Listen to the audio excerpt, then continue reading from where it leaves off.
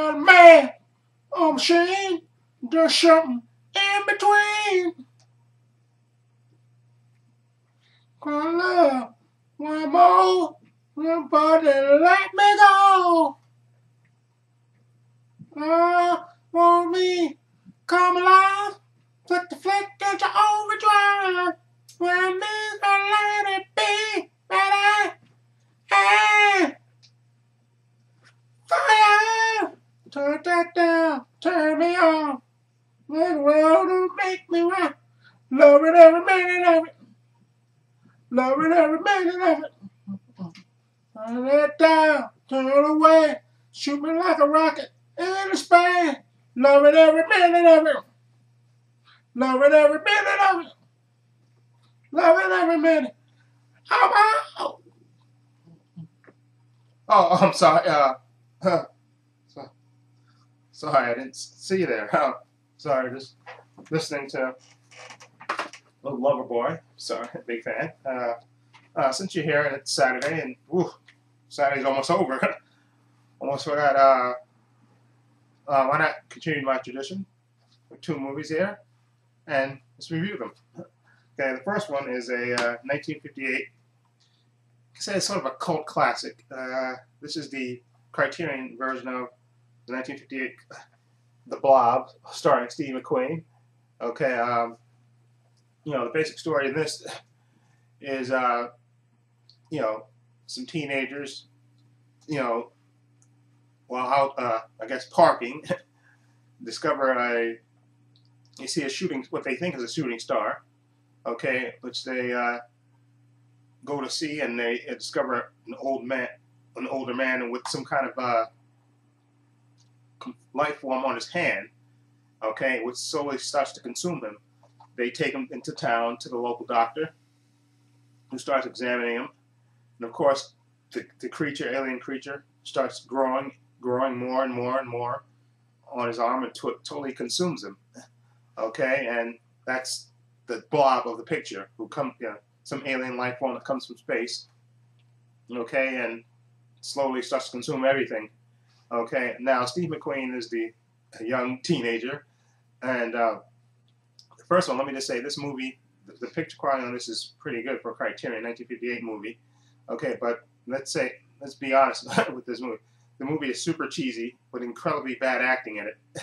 Okay, and Steve McQueen, who was supposed to be a teenager in this movie, okay, looks about 28 to me in this movie. But then again, Steve McQueen always looked mature in most of everything he's been in. So even when he was younger. So, but the movie has a kind of a quirky kind of a charm, even with the incredibly bad acting, and you know, it has, you know, humor in it, and of course, you know, you have the cops that don't believe Steve McQueen's character, who actually plays a character named Steve in this. He doesn't, you know, they don't believe him because he actually, like I say, he witnesses the shooting star, and he takes the, you know, the old man who gets infected with the alien blob into town, and then he comes back to the doc's place, and he actually sees the doctor get consumed by the creature, but of course they don't believe him.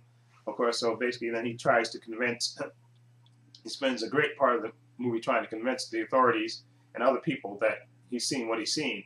Okay, and like I said, Steve McQueen, I think, gives the best performance in the movie, you know, but, you know, everybody else there's a lot of, I mean, horrible acting in this movie, really horrible movie.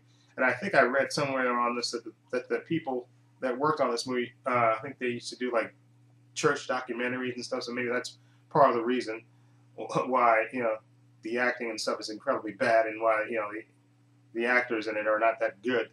But like I said, it has a kind of a quirky kind of a charm, you know. Like I said, Steve McQueen, and I think the guy who plays the lead sheriff, they give probably the best performances in this.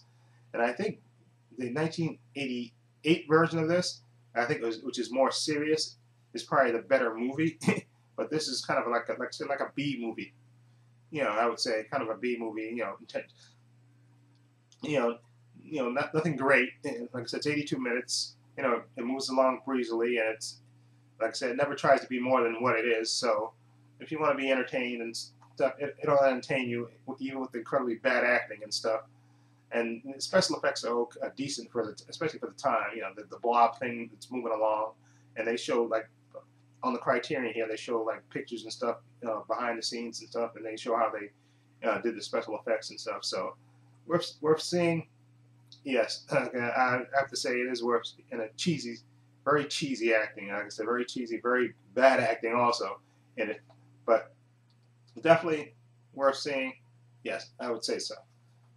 Okay, so now the next movie that we'll review is a movie that I saw another fellow YouTuber.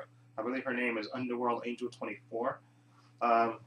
She had talked about this movie in one of her updates, and I thought about getting this for a while, and then finally I wound up getting it this movie a couple of months ago, actually.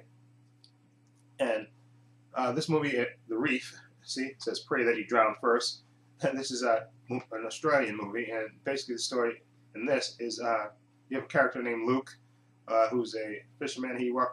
Not fisherman, I guess he's a sailor, and he welcomes his friend Matt, his girlfriend Susie, and then Matt's sister, who happens to be Luke's former girlfriend, Katie.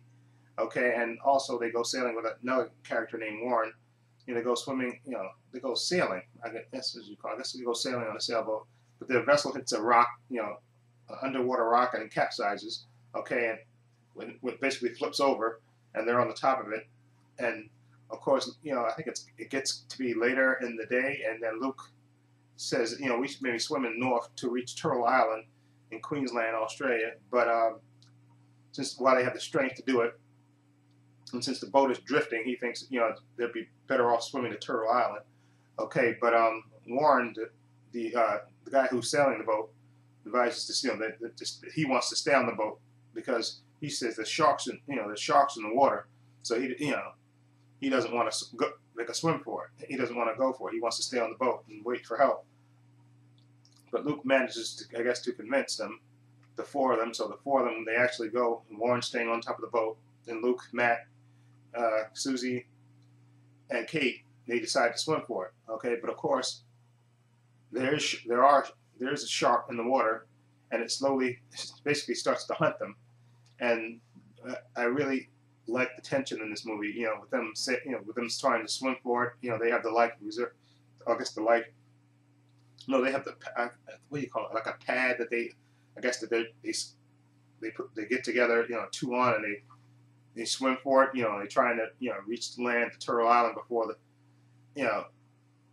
and of course the tension is when you see the shark, it slowly but surely starts to follow them, and there's a lot of tension and stuff. I don't want to give away what happens exactly, but there's a lot of tension, a lot of terrifying moments in this movie, and it's a really tense and really sort of like Open Water, another movie that was about about sharks, about the couple that got left behind. But this is with four people and stuff, and the shark and the acting is really good. The tension, you really actually feel for these people when they're in the water and they're trying to get to land, and then of course they see the shark in the moments of just absolute terror. You actually feel them in this. It's a really good movie, The Reef. Definitely recommend this. Okay, so those are my review for this Saturday, and let me know what you think if you've seen these titles. Of course, The Blob just recently came out, okay? Even though this is an older movie, just came out, Criterion version of it, okay? Super, super cheesy, okay? Really super cheesy. Incredibly bad acting in it, but it has a quirky kind of charm, okay? So, it was entertaining for the 82 minutes, so, okay? And The Reef, definitely worth seeing. It's, like I said, it's a combination of like Jaws and like Open Water, okay? With a shark, and the tension of what the people, whether they get to the island in time, and the circumstances of what happens to them in the water. It's really good and really intense. Okay, so definitely recommend that also. Okay, so let me know what you think about those titles. Feel free to leave your comments down below. And this is Trepacer saying so long and take care. And let me go back to listening to Loverboy, who are one of my favorite bands. Okay. Let's see.